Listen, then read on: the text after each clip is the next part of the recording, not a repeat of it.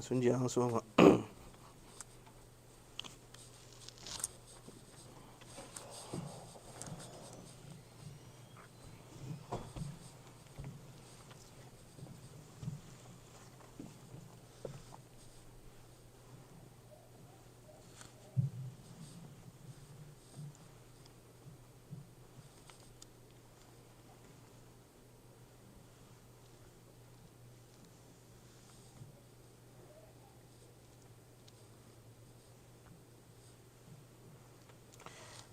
أعوذ بالله من الشيطان الرجيم. بسم الله الرحمن الرحيم. الحمد لله رب العالمين ولا عاقبة للمتقين ولا عدوان إلا على الظالمين، وأشهد أن لا إله إلا الله وحده لا شريك له، وأشهد أن محمدا صلى الله عليه وآله وسلم عبد الله ورسوله. ما بعد. We thank the Almighty Allah for giving us another opportunity to be here. We thank Him for His mercies that He's bestowed upon us. We bear witness that there is no deity worthy of worship except the Almighty Allah. We also bear witness that the Prophet Muhammad sallallahu alaihi wasallam is His servant and His messenger. Whosoever the Almighty Allah guides is really guided, and anybody who goes astray has nobody to blame but themselves.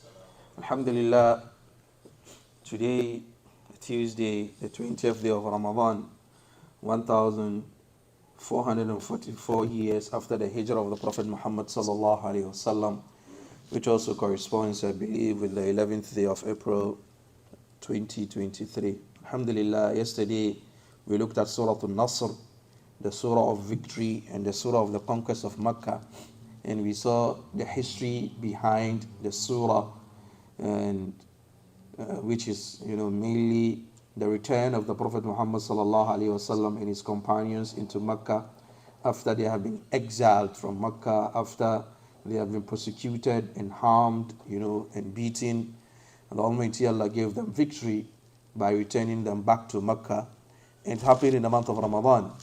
So it's a very auspicious time for us, and there's no better time to discuss, this event like this month that we find ourselves in. And some of the lessons we can pick from, the conquest of Mecca is that when the Muslims were resolute, they were strong, and then, they believed in the Almighty Allah.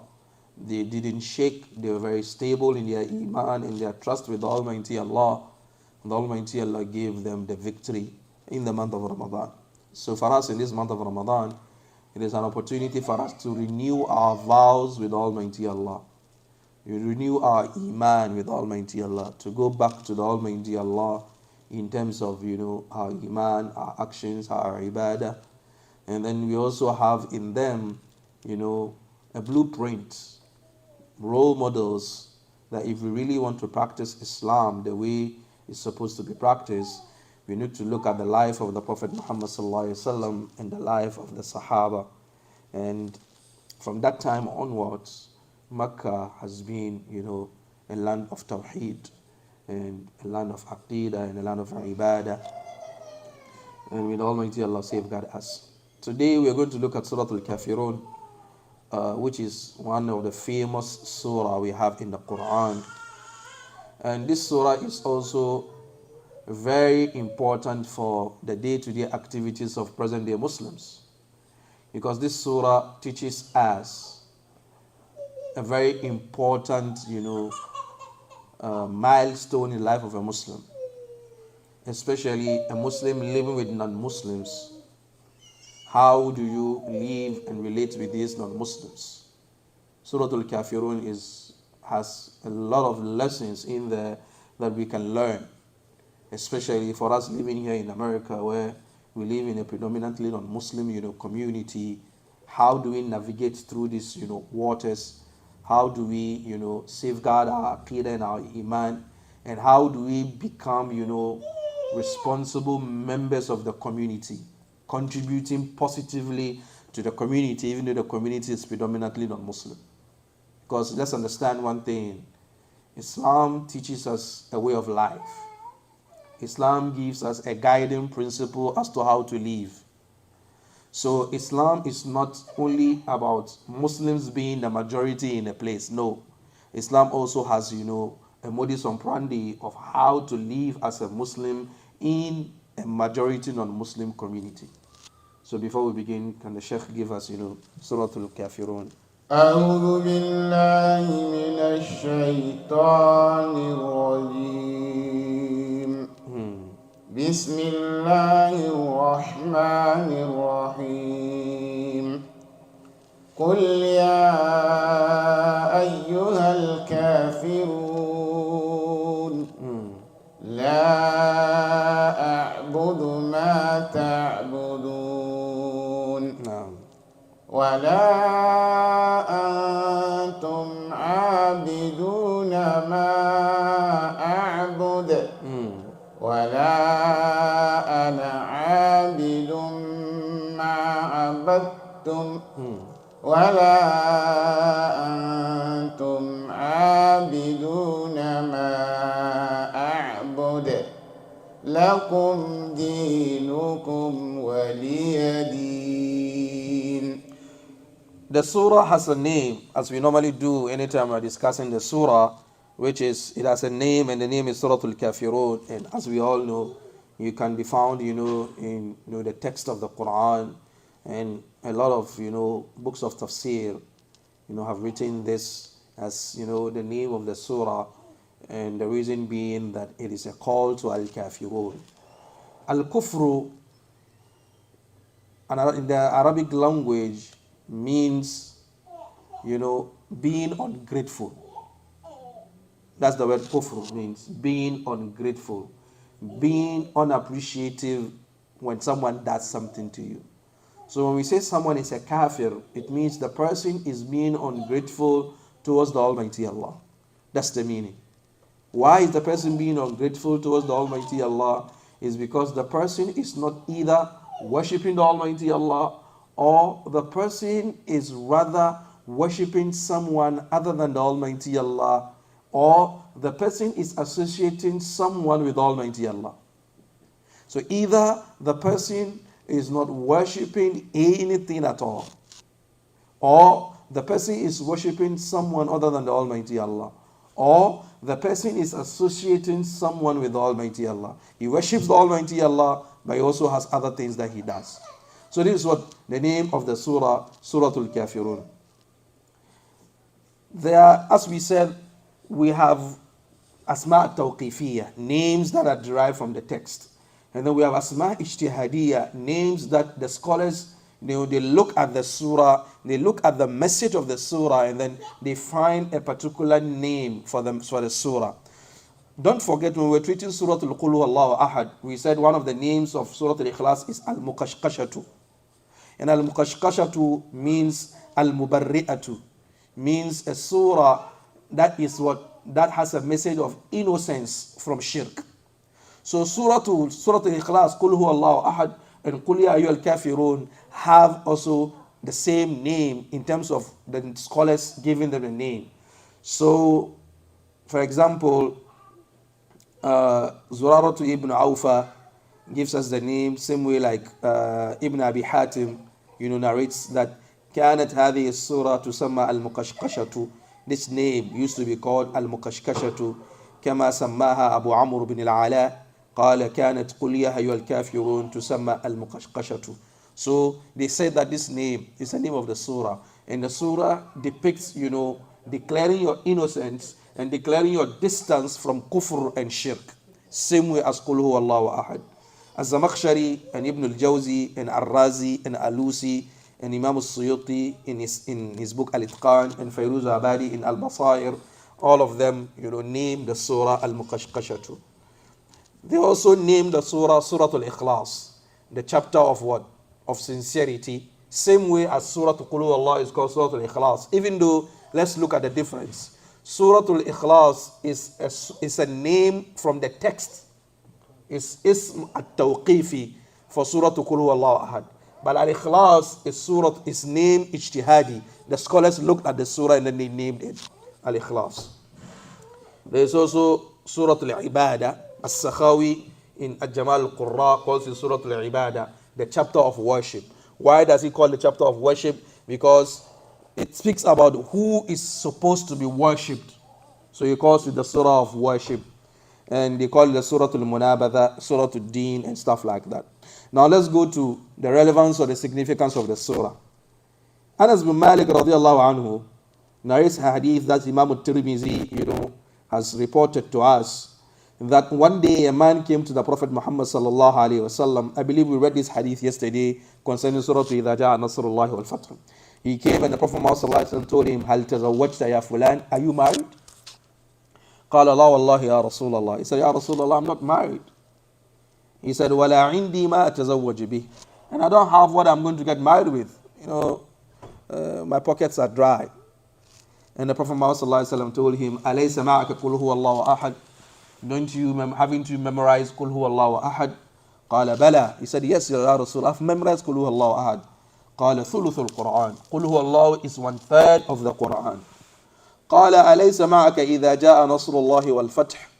He said, haven't you memorized إذا جاء نصر الله والفتح? قال بلى. He said, yes, Ya Rasulullah, I've memorized إذا جاء نصر الله والفتح. قال ربع القرآن. He said, that's a quarter of the Quran, 1/4 of the Quran. قال أليس معك قل يا أيها الكافرون? He said, haven't you memorized قل يا أيها الكافرون? قال بلى. قال ربع القرآن. He said, that's 1/4 of the Quran too. قال أليس معك إذا زلزلت الأرض زلزالها؟ قال بلى. قال ربع القرآن. He said, that's also a quarter of the Quran. قال تزوج. He said, if you have memorized all these verses and all these chapters, you have something with which that you are going to get married to. There is a hadith of the Prophet Muhammad sallallahu alaihi wasallam where the Prophet Muhammad sallallahu alaihi wasallam married a woman to a man because of a surah that the man has memorized. And the mahr, the dowry of the lady, is that he teaches her that surah of the Quran.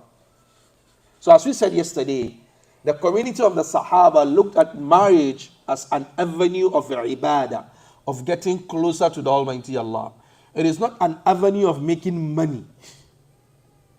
Because as we said yesterday, if you're going to get married now, it's not easy. It's not easy. Because some fathers look at their daughters as if they are cocoa products, where they are going to make money out of them. So when you come, the list that they give you, you will save for 2 years, you will not be able to get married. Sometimes the list that they give you, if you look at the list, you get high blood pressure. Because we looked at marriage as, as an opportunity to make money. Some fathers will say, Sheikh, what are you saying? I took good care of my daughter. I sent her to school. I paid fees. I did this. I did that. He said, yes, you did all that. That is because that is your duty to do that. You don't have any option. As a father, you don't have any option whether to nurture your kids or not to nurture them. You don't have any option. That is your duty. That is your responsibility. And then you don't go about complaining about your duty and your responsibility. I did this. No. That's your duty. So it's not like I've invested in the hair, so at least I must get my returns from that. No. And this has been a major problem in a lot of marriages because young men are being pushed to the wall and it looks as if they are buying the girls from their fathers. That's what it looks like. It's like, I bought her. But that is not the case. A young man came to the Prophet Muhammad sallallahu alaihi wasallam, wants to get married. He didn't have anything. He only had a ring.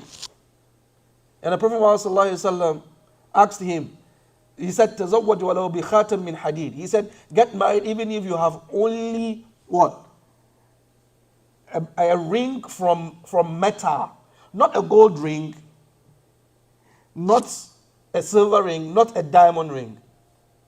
But that is not to say that if a person is well-to-do, he cannot give his wife a dowry of $10,000 or $20,000. That's not what we are saying. The deen is about making things easy and simple for the community. So it's very important that the community understands this. And the more we make marriage difficult, with all due respect, the more we make zina more easy and accessible for the people. And the more fornication becomes easy and accessible, the more we are creating or we are bringing in place single parent families. And the statistics let us know that single parenting in America is a major cause of crime. Kids that grow up in a single parent home, especially single mother homes, are 10 times more prone to go to jail than kids that are born in a two-parent home, are more prone to do drugs, are more prone to engage in violence. All because some fathers feel that they have this prestige. No, my daughter, so and so's daughter got married with $10,000. Why is my daughter going to get married to less? So it becomes a competition. It's not because of the Almighty Allah. So just by the way. So the Sahaba used to get married in an easy way. Fatima radiallahu anha, her marriage to Ali, Fatima, the daughter of the Prophet Muhammad sallallahu alaihi wasallam, her marriage to Ali was very simple, very easy, and very accommodating. And then nowadays, that's why some of us are getting old before we are getting married. All our kids die in our waist before we even get married to be able to give birth. May Almighty Allah safeguard us. Firwa ibn Nawfal came to the Prophet Muhammad sallallahu alaihi wasallam and he said, Ya Rasulullah, علمني شيئا أقوله إذا آويت إلى فراشي. He said, Ya Rasulullah, teach me something that I'm going to say anytime I'm going to sleep. قال اقرأ قل يا أيها الكافرون. He told him, read قل يا أيها الكافرون فإنها براءة من الشرك. It is a declaration of innocence from shirk. So let's not forget, in our previous lessons we said when you're going to sleep, you read قل هو الله 3 times, برب الفلق 3 times, and برب الناس 3 times. Now we've had another medicine, which is what? قل يا أيها الكافرون 1 time. Reading قل هو الله 3 times, برب الفلق 3 times, and برب الناس 3 times are going to give you protection from the Almighty Allah against any evil. But then قل يا أيها الكافرون, when you read it, it is an innocence from what? From shirk. Abu Hurairah radiallahu anhu says the Prophet Muhammad sallallahu alaihi wasallam used to read in raka'atayn al-fajr. The 2 units of rak'ah we pray before we pray Salat al-Fajr. The Prophet Muhammad sallallahu alaihi wasallam used to read قُلْ يَا أَيُّهَا الْكَافِرُونَ and قُلْ هُوَ اللَّهُ أَحَدٌ in them. So you see, this surah is very, very important. It's very, very significant. There is also the hadith of Hajj where the Prophet Muhammad sallallahu alaihi wasallam was doing Hajj. You know, after Maqam Ibrahim, you perform 2 units of rak'ah. After you finish the tawaf, it's called rak'atayn al-tawaf or rak'ah at Maqam Ibrahim. In that 2 rak'ah, the Prophet Muhammad sallallahu alaihi wasallam read قُلْ يَا أَيُّهَا الْكَافِرُونَ and قُلْ هُوَ اللَّهُ أَحَدٌ. So these 2 hadith makes us understand the importance of what? Of this surah, قُلْ يَا أَيُّهَا الْكَافِرُونَ. As for the revelation of the surah, Imam al-Tabarani and Ibn Abi Hatim narrate a hadith of Abdullah ibn Abbas where he said the Quraysh came to the Prophet Muhammad sallallahu alaihi wasallam. So this surah is a Meccan surah. It was revealed in Mecca. The Quraysh came to the Prophet Muhammad sallallahu alaihi wasallam and then they said, Ya Muhammad, we're going to give you money. You just tell us how much money you need. We're just going to give you money so that you stop disturbing us. You stop insulting our gods. You stop speaking bad about them. And we're also going to give you a wife. You get married to a woman that you want so that you stop this. If you don't agree to that, we have another proposition. We will come and worship your God for 1 year, and then the next year, you will come and worship our God. And Almighty Allah revealed the verse. And this is also in response to what the Almighty Allah tells them in Surah Al-Zumar, قُلْ أَفَغَيْرَ اللَّهِ قُلْ أَفَغَيْرَ اللَّهِ تَأْمُرُونِّي أَعْبُدُ أَيُّهَا الْجَاهِلُونَ. The Almighty Allah said, قُلْ, tell them, أَفَغَيْرَ اللَّهِ, is it someone other than Allah? تَأْمُرُونِي, you order me, your suggestion to me, you're discussing with me, أَعْبُدُ, that I worship him, أَيُّهَا الْجَاهِلُونَ, oh you ignorant ones. So the kuffar, after they've done all their persecution, they realize that using force is not going to work with the Prophet Muhammad sallallahu alaihi wasallam and the Sahaba, because Iman, when it sinks deep down into the heart, it's like a tree, with roots in there. You can't uproot it with force. You need to find a strategic way. So now they realize that no, they are losing the community to the Prophet Muhammad sallallahu alaihi wasallam. The young ones, Islam is very appealing to them. You know, the people of the lower classes, Islam is very appealing to them. The middle class people, Islam is appealing to them. People who were ostracized and then pushed aside because of their social backgrounds or because of their colors or because of the languages that they speak, Islam is appealing to them because Islam has lifted someone like Bilal up to the level of Abu Jahl in Mecca. It becomes very, very appealing.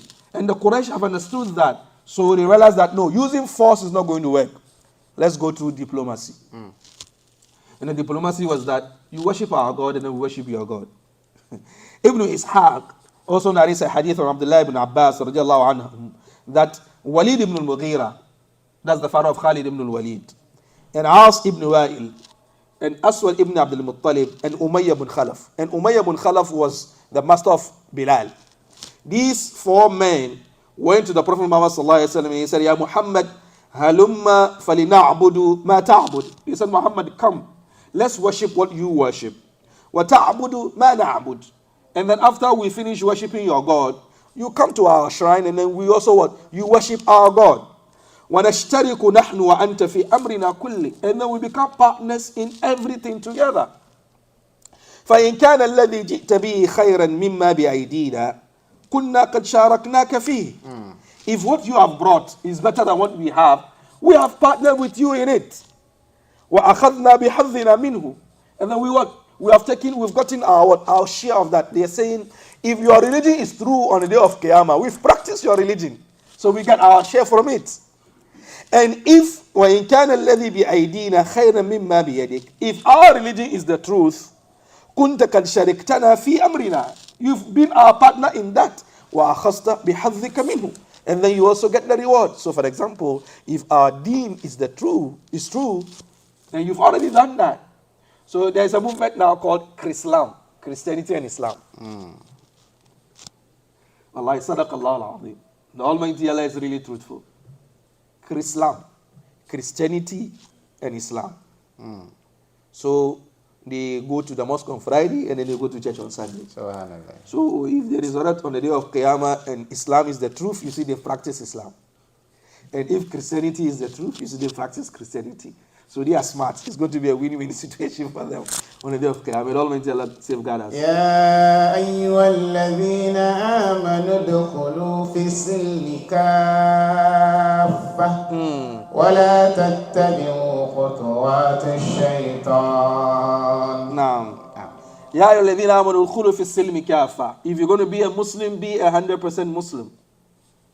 Kafa. Don't forget, I gave us, the example of the bat. The bat, the animal, the bat. When it died, the cats and the dogs came to the funeral. And then they saw the bat and they were like, whoa, this guy has a head like our head. His mouth is like our mouth. But he has wings. We don't have wings. He is not our brother. So they left. Then the birds came. And the birds look at him and it's like, whoa, this guy has wings like we do. But his head, it doesn't look like our head. He has teeth. We don't have teeth. He doesn't belong to us. And they left. And then the body was left and then it got rotten. That is an example of someone who wants to be smart when it comes to Aqidah. Thinking that, let me be a Muslim and a Christian at the same time. I go to the mosque on Fridays and then I go to the church on Sundays. Because if you go to Qiyamah and then the Christians are true, they are going to go to Jannah. You see, I've practiced Christianity. This is what the kuffar of Makkah told the Prophet Muhammad sallallahu alaihi wasallam, that come and worship our God 1 year and then we'll also worship your God 1 year. So let's be alternating. This week we worship your God and then next week we worship your God. And the Almighty Allah revealed this surah. There is a movement now, and I think there's a place in Dubai like that called the Abrahamic House, where a church, a mosque, and a synagogue were all at one place. And that it is the idea of, bringing the Abrahamic faiths together. And when they say the Abrahamic faith is Judaism, Christianity, and Islam, because all these three religions, refer themselves to Ibrahim alayhi salatu wasalam. So since we all have a common father called Ibrahim, we are all going to go back. No. That is not to say that Muslims cannot have cordial and respectful relationship with non-Muslims. No. That's not to say that. Muslims can have cordial, respectful, peaceful relationship with non-Muslims. But then the mixture of religions, the cocktail of religions, is not something that Islam, accepts or allows. There's nothing like a cocktail of religions. That I'm practicing this religion, I'm practicing this religion, I'm practicing this religion, and then, it's a buffet. You choose where you want, and then on the day of Qiyamah, if this one is true, you're already there. If this one is true, no. Of course, there are interfaith programs where you meet with non-Muslims to discuss common issues that are between us. That is allowed in Islam. For example, if you're in a community like this, and then we are being faced with violent crime, and then there's a church next door, the Islam allows us, to have a meeting with other Muslims to see how best we can fight crime together. This has nothing to do with religion. It's everything to do with what? With the communities that we find ourselves in. Or we live in a community that we have issues with sanitation. So we can partner with non-Muslims to discuss how to what? How to get the community clean. That is allowed. But to have a relationship whereby Muslims and non-Muslims, we're worshiping together. The Christians come to us on Friday and then we worship Juma, we are here together, and then on Sunday we also troop to go to the church to go and worship. No, Islam doesn't understand that. Islam doesn't deal with that. So the first verse, Shaykhana, قُلْ يَا أَيُّهَا الْكَافِرُونَ قل يا أيها الكافرون. After the kuffar came to the Prophet Muhammad sallallahu alaihi wasallam with this proposition that we worship your God 1 year and then you worship our God 1 year, the Almighty Allah revealed the verse, قُلْ يَا أَيُّهَا الْكَافِرُونَ. The Almighty Allah didn't say, يَا أَيُّهَا الْكَافِرُونَ. He said, قُلْ يَا أَيُّهَا الْكَافِرُونَ. Meaning that the Prophet Muhammad sallallahu alaihi wasallam tell them, it is an order from the Almighty Allah direct to the Prophet Muhammad sallallahu alaihi wasallam. This surah is also an evidence to prove the prophethood of the Prophet Muhammad sallallahu alaihi wasallam, that he doesn't generate the statement from himself. So it's an order from the Almighty Allah. قُلْ يَا أَيُّهَا الْكَافِرُونَ. I believe some time ago, someone said, I've forgotten, one of the leaders in the Arab world said that we should take out all the qul from the Quran, so that we can just read it just like that. Because Muhammad is no longer there. So why would we have to say qul? And then you also know, the Quran is the word of the Almighty Allah, it's not the word of Muhammad. So it's قُلْ يَا أَيُّهَا الْكَافِرُونَ. So قُلْ يَا أَيُّهَا الْكَافِرُونَ. Say, tell them, O you who have disbelieved. O you have disbelieved, all those who are ungrateful to the Almighty Allah. Of all the ni'mah and the mercies that the Almighty Allah has given to you, the kuffar of Makkah, you are not worshipping the Almighty Allah. Can we just close the door?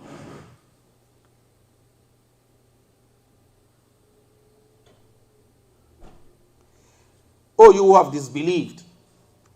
This verse lets us understand that yes, there are people who have disbelieved. So sometimes some Muslims say, oh no, you can't call someone a kafir. Yes, until you have enough evidence, and then you've placed the evidence in front of the person, then that's the door open. But then the problem we have of the age is that some Muslims have just taken their pens and then they're just, calling people kafir just left, right, and center without following the dawabit of takfir in Islam or in the aqidah of Ahlul Sunnah wal Jama'ah. Because in the aqidah of Ahlul Sunnah wal Jama'ah, you can't just get up and declare someone a kafir. No, let's understand this. As for the Khawarij, for them, even if you commit a sin, you are a kafir. Murtakibul kabira indahum kafir. So for the Khawarij, if you drink alcohol, you are a kafir. If you commit zina, you are a kafir. But in the aqidah of Ahlul Sunnah wal Jama'ah, if you drink alcohol, you are not a kafir. You are an asi, you are a fasiq. You've what? You are a fasiq, you've committed a sin, you are a sinner. But for the Khawarij, they say you are a kafir. For the Mu'tazila, if you do a kabira, that is a major sin in Islam, they say you are not a Muslim, you are not a kafir. Anta fi manzila bayna manzilatayn. You are between two positions. But then on the day of Qiyamah, you're going to go to hellfire. That's what the Mu'tazila say. So for us, Ahlul Sunnah wal Jama'ah, until you commit an act of disbelief, and even if you commit an act of disbelief, we need to sit down with you and let you understand that you've committed an act of disbelief. Because some people who commit an act of disbelief out of ignorance, he doesn't know he's done it.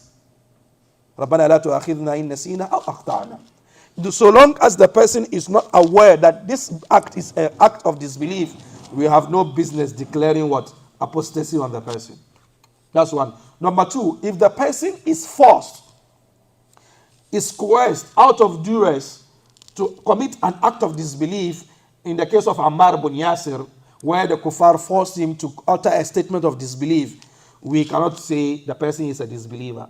But if the person knowingly commits the act of disbelief, and then we sit with the person and then we discuss the issue and then we give him the evidences from the Quran and Sunnah, he says, yes, I know, but still I'm on this, then that person is a kafir.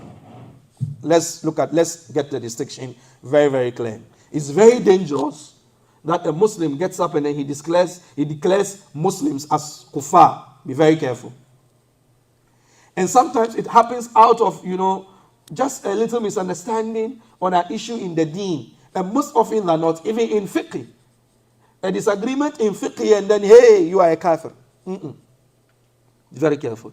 And then there is takfir al-wasfi and there is takfir al-aini, which is, you just can't come and say, all these people are kuffar. No. That is wrong. Takfir al-aini, which is, there's takfir al-wasfi and takfir al-aini, which is what? A description. If you say, this guy is a kafir, if you point to one person, this guy is a kafir, you need to substantiate why the person is a kafir.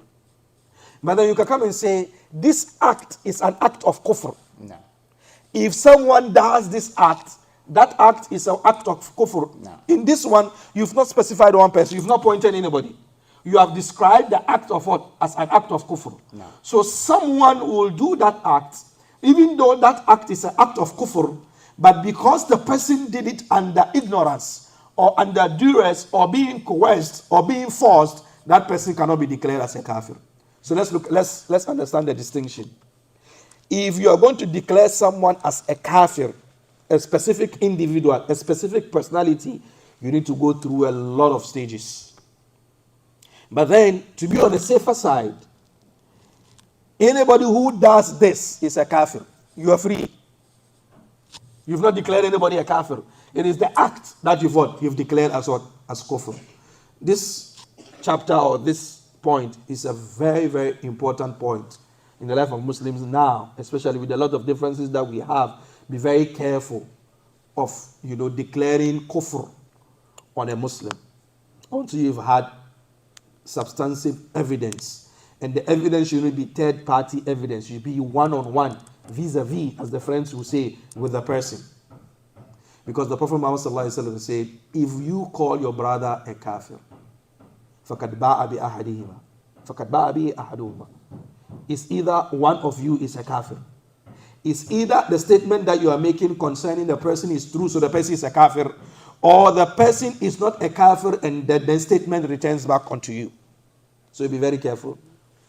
So, لا أعبد لا أعبد ما تعبدون. If you observe the surah, there's a lot of repetition, right? لا أعبد ما تعبدون ولا أنتم عابدون ما أعبد ولا أنا عابد ما عبدتم ولا أنتم عابدون ما أعبد لكم دينكم ولي دين. The repetition is not just for repetition's sake. Each of these verses has a meaning specific to it. If you look at the first one where it says, لا أعبد ما تعبدون, I do not worship what you are worshipping. It means at the current state now that we're in, fil hal, right now, I am not worshipping what you are worshipping. So it's very, very categorical, very, very clear that the Prophet Muhammad ﷺ and the Sahaba were not worshipping what the kuffar were worshipping. So if the kuffar wanted the Prophet Muhammad ﷺ and his companions to come and worship them 1 year, and in the following year they come and join them, this verse is very, very categorical. The condition or the situation that we're in now, I am not worshipping what you are worshipping. Understand it very clear. That's the premise. That's the default position. I am not worshipping what you are worshipping. Now, Shaykhana. ولا أنتم عابدون ما أعبد. And then you too, at this very moment, you are not worshipping what I am worshipping. Making it very clear. that you are a Muslim, he is not a Muslim. Because the aqidah of al-wala wal-bara in Islam is very, very important. That owing allegiance and then what? Distancing yourself is a very, very important aqidah in Islam. That there is nothing like cocktailism in Islam where you mix up religions, where you mix up ideologies, where you mix up positions, where you pick from here and then you pick from there in the deen. No. So these verses are very clear that I don't worship what you are worshiping now, and you do not worship what I'm worshiping. Our religions are two different religions. And the next one, wala ana. ولا أنا عابد ما عبدتم. And I understand one thing, even in the future, I'm not going to worship what you are worshiping. Even in the future, I'm not going to worship what you are worshiping. Understand very clear. And then the last one, ولا أنتم عابدون ما أعبد. and you are also not going to worship what I am worshiping. And then, لكم دينكم ولي دين. to you is your religion, and to me is my religion. To you is your ideology, and to me is my ideology. Stay in your lane, and let me stay in my lane. This surah is very, very important for us Muslims, as I said in the preamble to today's class, because we live in a predominantly non-Muslim community. There is the tendency of unconsciously copying from the lifestyles of non-Muslims. Unconsciously. So this surah is very, very clear that as Muslims we need to have an identity. A clear identity. That we are Muslims and some things are not for us. This is our lifestyle. This is the way we do things. We don't do things this way.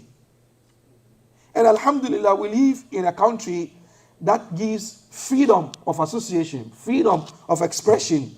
You have freedom to do whatever you want to do. So long as what you do doesn't infringe on someone else's rights, you are free to practice your deen. You're free to practice your ideology. You're free to do whatever you want to do. Alhamdulillah, you're given that. And this is an opportunity for you to maximize your potential as a Muslim. Don't forget, because in some places where it is perceived to be predominantly Muslim nations, Muslims are under duress. It's true. Some Muslim nations, the leaders or the government clamp down on what? On Muslims. There are some brothers here who are saying the way they are able to dress in this country with their beard, with their nisfu sack, their trousers hanging. If they go back to their own countries that are predominantly Muslims, they can't dress like that. The government will have to arrest them. They look like terrorists. They are Islamists. They are people who want Islam to dominate. And the government, even though the country is a predominantly Muslim nation, the government is a secular government. So if you come into the country, a native of the country, with your beard, with your thawb, with your kufi, you are suspicious. But then, if you wipe off your beard, and then your trousers are dragging on the floor, and then you wear Western clothes, you are welcome, because you are not a threat to the government. So if we find ourselves in a country like this, that allows us to practice our deen, to have our own masjid, to have our own stores, to have our own educational centers, to have representation. You are not barred from contesting elections. You can take part in the government process. You are allowed to do that. Then there is a tendency that you might also copy some things from non-Muslims. It's a fact. So long as you mix up and you mingle with non-Muslims, our kids go to public schools, they go and learn all kinds of things.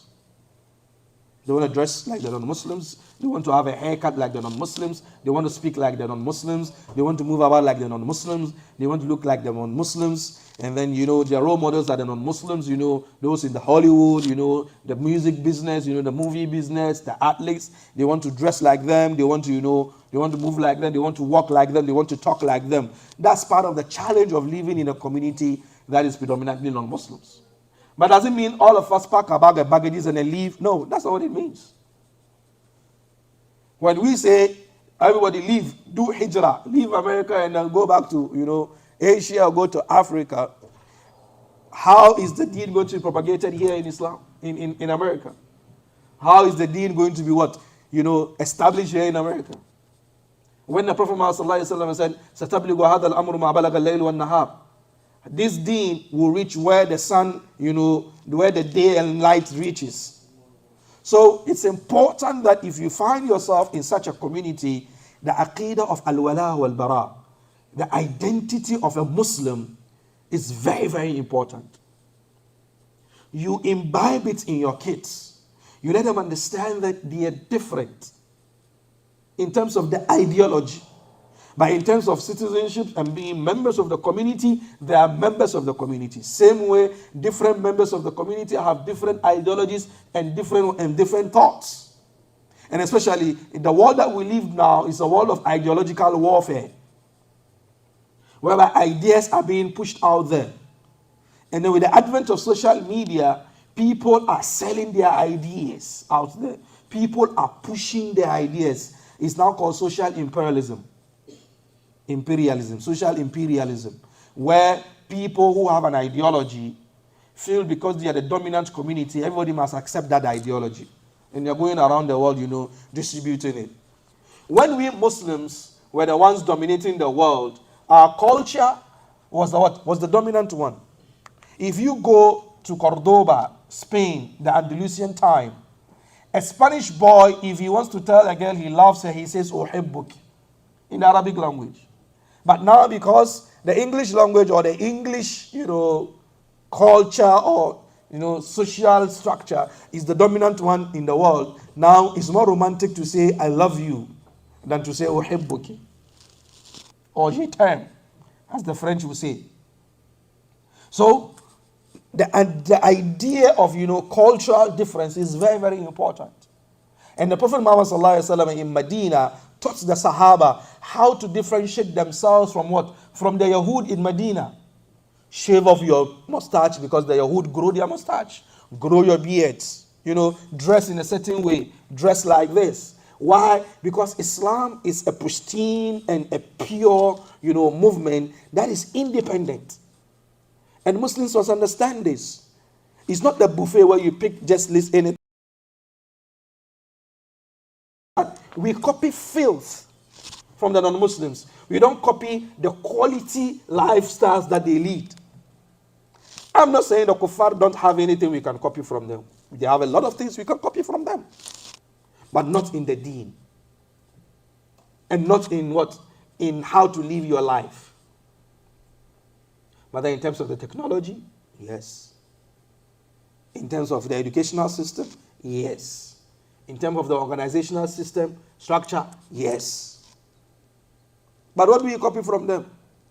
You copy their music, yes. You find young Muslims, on TikTok in hijab, and then they're dancing their way to, shaking their heads and dancing to all kinds of music. I'm like, wow, how? And sometimes some of the students who come even to the madrasa, you take their phones and then they are listening to music in the madrasa. So if the students in the madrasa are listening to music, what about the kids who are not in the madrasa? So it's very, very important that as a community we have an ideology. We have an identity. And the identity of the Muslim, number one, is Shahadatu Allah ilaha illallah. It's very, very important. And when you say La ilaha illallah as a Muslim, let's understand one thing. عَالِمًا بِمَعْنَاهَا وَعَامِلًا بِمُقْتَضَاهَا ظَاهِرًا وَبَاطِنًا. Understand the meaning of La ilaha illallah and then implement La ilaha illallah. And La ilaha illallah means أن تحب لله وترضى لله وتبغض لله. If you're going to love someone, love him for the sake of the Almighty Allah. If you're going to despise someone or distance yourself from someone, do it for the sake of the Almighty Allah. You love the person because they love the Almighty Allah. You distance yourself from the person because they distance themselves from the Almighty Allah. And then you are free. But then, because you live with non-Muslims, and then you want to be, we've got to a point whereby Muslims, because they say we are intolerant, and then we are, terrorists, we want to be tolerant. So we want to water down the deen. We want to, dilute the deen so that the people will say, oh, you see these people, they're very nice. They're very accommodating. They're very beautiful. So, for example, we go to conferences. I go to conferences and then you meet non-Muslim women and you want to shake your hands. No, I'm not going to shake your hand. And I tell you the reason. I was in North Carolina, the last conference I attended in January. And a lady wanted to shake my hands. I said, no. Just like, wow. I said, we have two different cultures. In your culture, any man can touch you.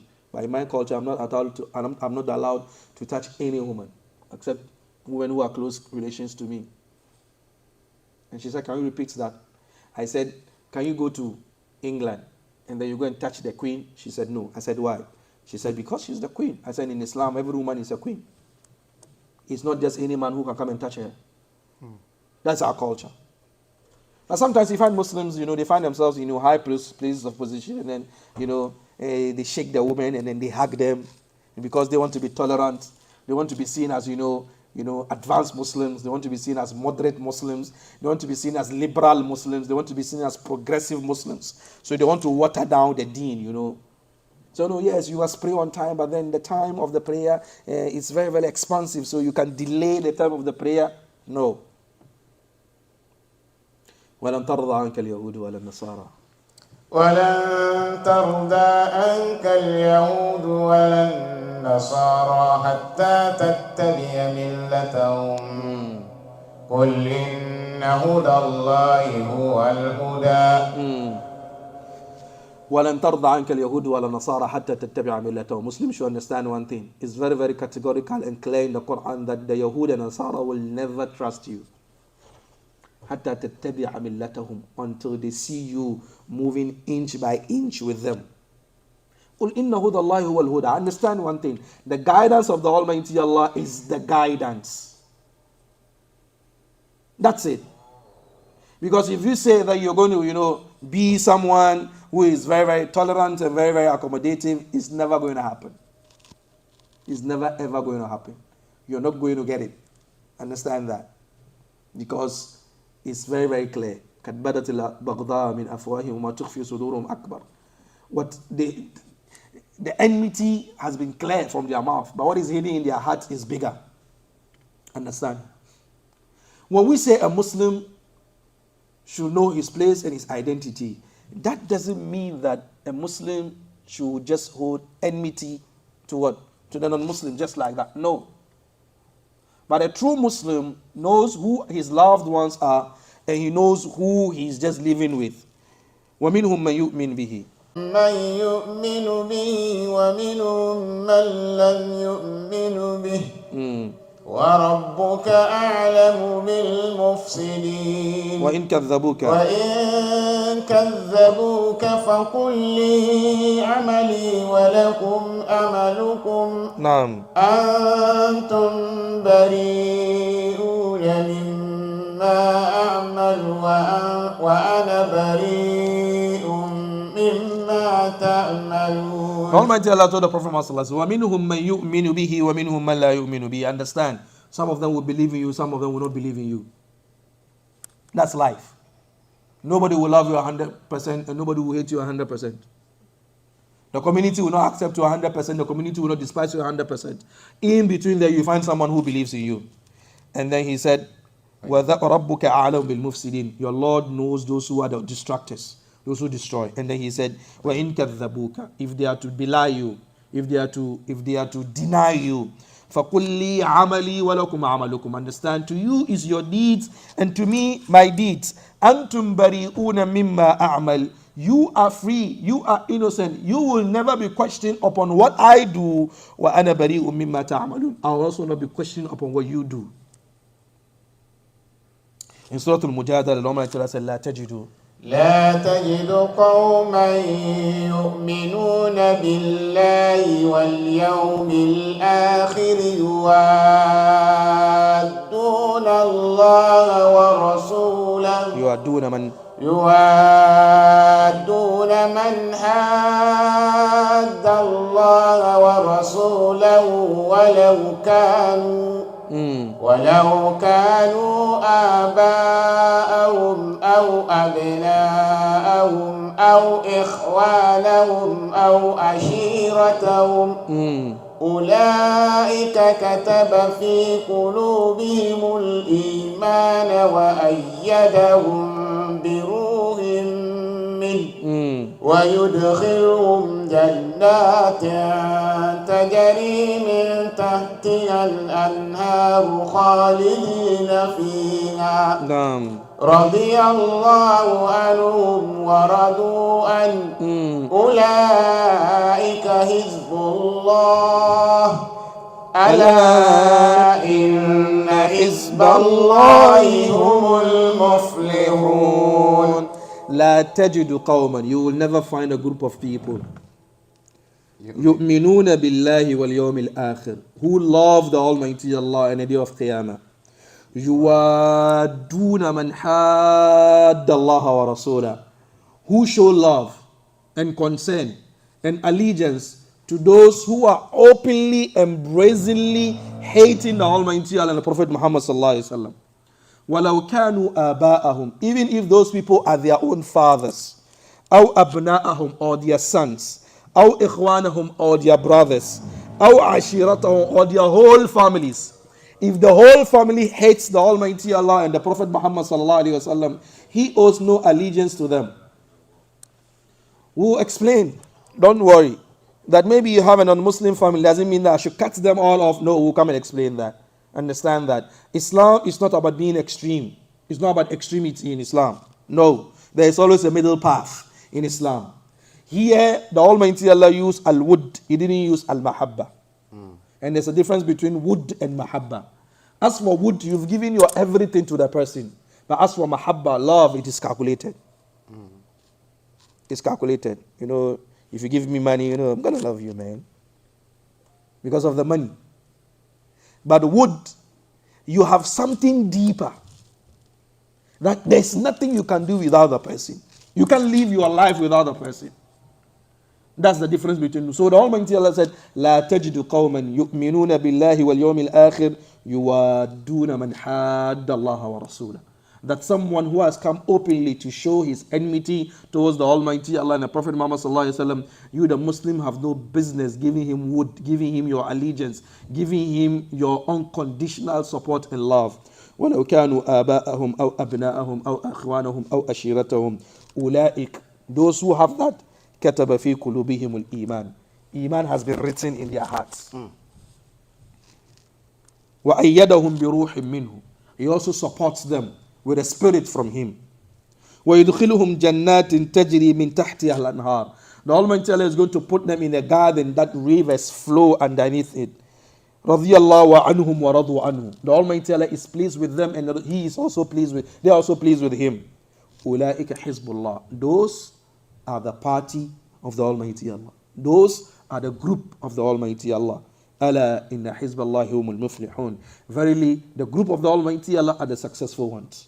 So this verse makes it very clear that owing allegiance, unconditional love, support for anybody who is clearly and openly, fighting and showing enmity to the Almighty Allah and the Prophet Muhammad sallallahu alaihi wasallam, you have no business with them. But then in Surah Al-Mumtahina, what did the Almighty Allah say? لا ينهاكم الله. لا ينهاكم الله عن الذين لم يقاتلوكم في الدين ولم يخرجوكم من دياركم أن تبروهم وتقسطوا إليهم. نعم. إن الله يحب المقسطين. إنما ينهاكم الله عن الذين قاتلوكم في الدين وأخرجوكم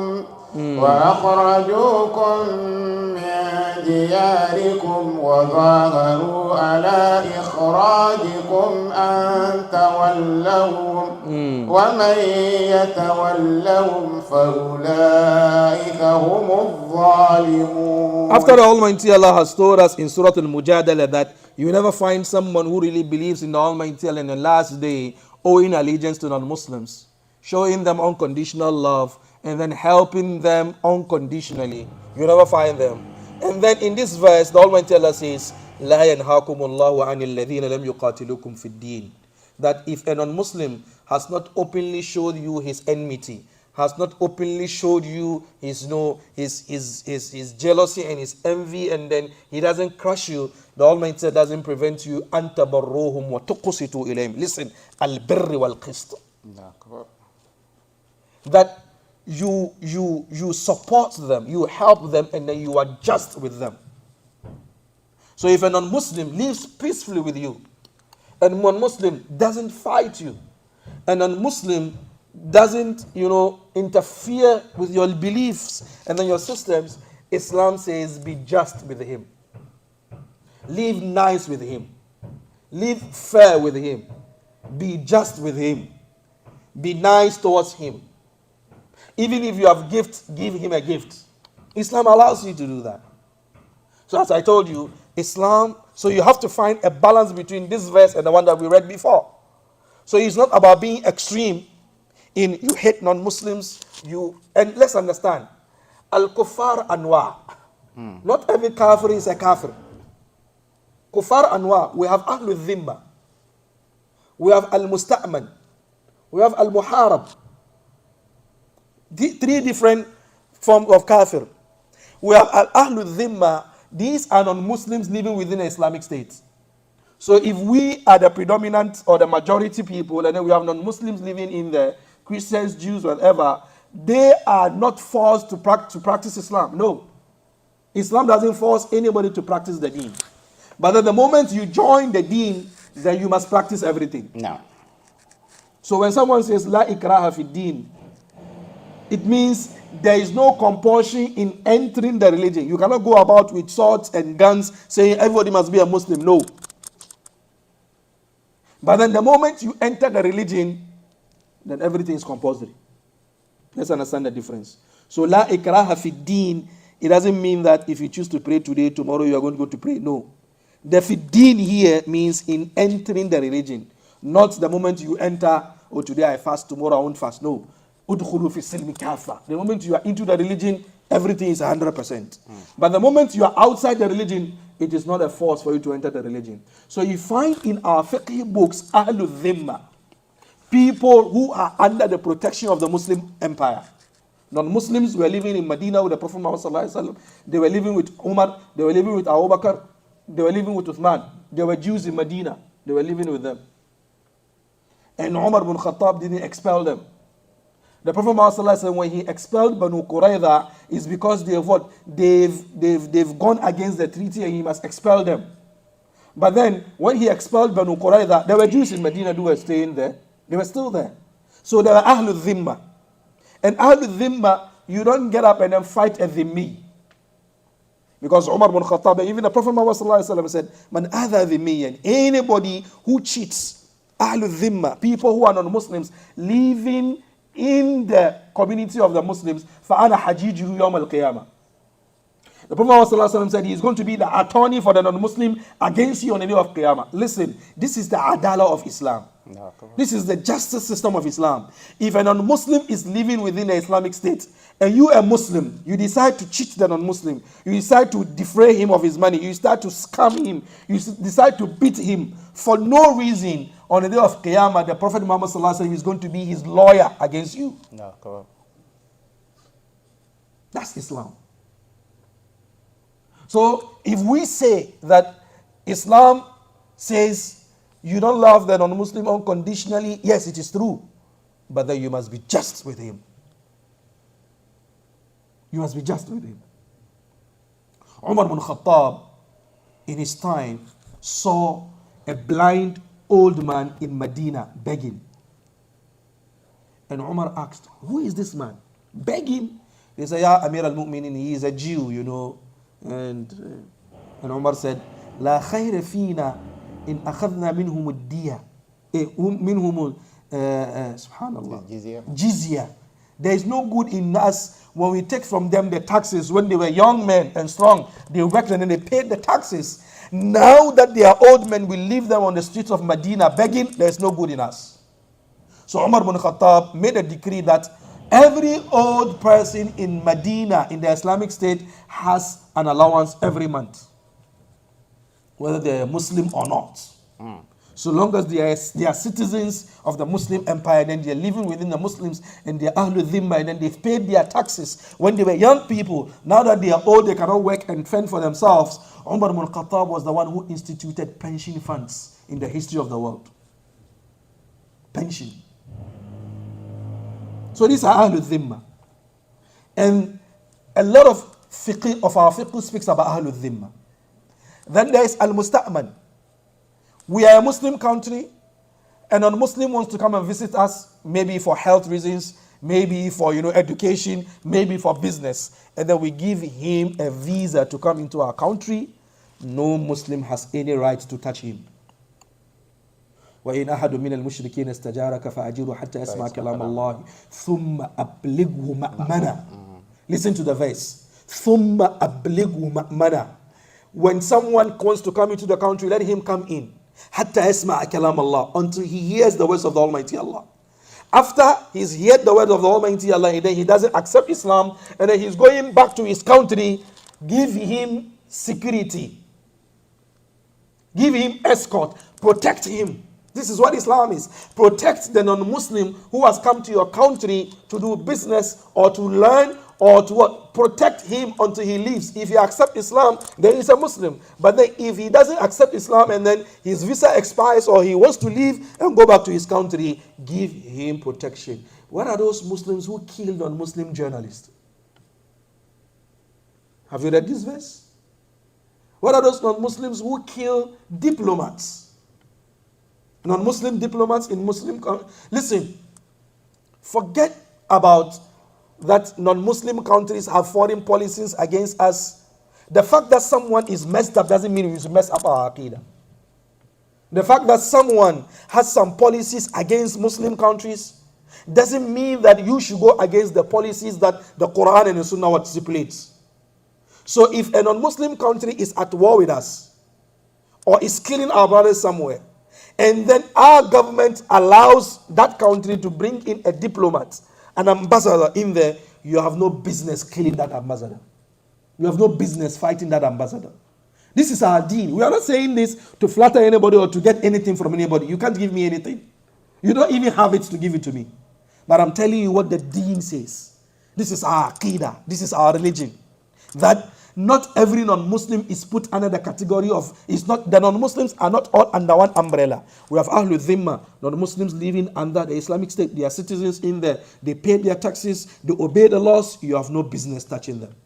Secondly, a non-Muslim visitor comes in and then he is there. We've given him the visa to come and stay in our country or to work or to do whatever. We have no business touching him. And then we have Al-Mu'ahad. A non-Muslim, we are at war with a non-Muslim country. And then we come to an agreement of ceasefire for 5 years, 10 years. And then you Muslims have no business going to attack them so long as there is that agreement ongoing. We Muslims, we are not agreement breakers. We don't break agreements. And then finally we have Al-Muharram, the non-Muslim who has shown open enmity towards us. He is the one we are going to fight. A non-Muslim who is clear, he is taking arms against us. We are required by common sense and conventional law and our own Islamic law to what? To defend ourselves. So for example, the Imam who was stabbed a day or two yesterday in Patterson, New Jersey. If you come into our masjid with a gun or a knife to kill us, Islam and the law of the country has given us the opportunity to what? To defend ourselves. This is very, very clear. But if you don't attack us, our religion makes it prohibited upon us to attack you. So if a non-Muslim, for example, someone entered the masjid and then he stabbed the imam, Muslims have no right to just go around just stabbing pastors and other non-Muslims because our imam has been stabbed. That is not Islam. That is not Islam. Islam is the person who stabbed the imam, he should be prosecuted. That's it. But then non-Muslims are going about their businesses. They should go about their businesses freely. And the fact that a non-Muslim has entered our mosque and stabbed our imam doesn't mean that the next door church should also be attacked. No. Since they are attacking us, we must also attack them. No. Because it is not a concerted effort. It is not a group that has decided they are going to attack us. If it is a group that has come publicly that we are going to attack them, then we have every right under the constitution of this country and even Islam to defend ourselves. But if it is a lone ranger, it's just one person going around doing that, Islam has also given us the opportunity to defend ourselves, but then the other non-Muslim members of the community are free from our attacks. This is our aqidah. This is our deen. Muslims should understand this. Islam is not about extremity. Islam is not about, just revenge and then get it up to just kill people. No. We do things based on what? On justice and truth. No, we go by the text. So Islam says, you a Muslim, you have your identity. You have who you are. The non-Muslims are not people you owe unconditional allegiance with. That's the base. But then you live peacefully with them. If you have a non-Muslim neighbor and then he needs a help that you can help him, help him. If you have a Muslim colleague at the workplace and then he needs a help and you are in a position to help him, help him. But let him understand one thing. Lakum dinukum waliyadin. This is what Islam is all about. To you is your religion, to me is my religion. That's perfect. But then, if we can come together for some social issues, for some issues concerning the dunya, there's no problem about that. We are facing a common threat. We can come together and fight it off. It's allowed in Islam. We are facing, the same problems. We can come together and fight it off. There's no problem. We can do business together. I can buy from a Jew. I can buy from a Christian. I can sell to a Jew. I can sell to a Christian. It is allowed in Islam. Very, very clear. Very, very plain. Because Islam knows, the Almighty Allah knows and understands that Muslims are not an island. We're going to live with people from other ideologies, other religions. So it taught us how to live with them. And in a way that we are not going to melt in their ideologies. So psychologically, be very, very clear about who you are as a Muslim. Emotionally, in your thoughts, in your ideologies, in your policies, you are a Muslim. And let them understand that. Hey, yo, homie, no, this is not for me. Cut it. Hey, what's up? What do you say about no? This is not for me. I'm a Muslim. Oh, but other Muslims are doing it. Yes, that's their business. But my Islam doesn't teach me that. Let them understand that. I remember when I was in high school back home in Ghana, it was a boarding house. Sometimes we sneak out of the school at night to go and watch soccer. There was a university close to us, and they have, the cable, so we go and watch soccer. So sometimes we go watch soccer. When we were coming back with non-Muslim friends, they're smoking. And I was the imam of the school too, small boy, and then they say, Imam, won't you warm up? I said, no, this is not for me. So up to date, they respect me for that. No, you are correct, Imam. You are correct, Imam. So, even when you have non-Muslim neighbors, non-Muslim friends, non-Muslim colleagues, non-Muslim classmates, let them see Islam in you. And let them know that, no, as for this guy, no, he doesn't take this. And there's one thing, before we end for today's class, one thing that I've seen that we started copying, Turkish bacon. Turkey bacon. Sorry, not Turkish bacon. Turkey bacon. Why would you want to have bacon? So we produce the turkey meat in a way that it looks like what? The bacon. Right? Why? Because they are having bacon and we want to have. Listen, it is not everything that a Muslim must have an alternative to. Some things you live in. But I don't know, they tell us this is haram, we must have an alternative. No. So there's nothing like Muslim beauty pageant. There's nothing like that. It is not compulsory for you to have an alternative. You stay away from it. You have a lot in the sunnah that will keep you busy with the deen. But then you're looking out there in them, and then you want to find something just to, and bring it to the deen. No, it's not going to work.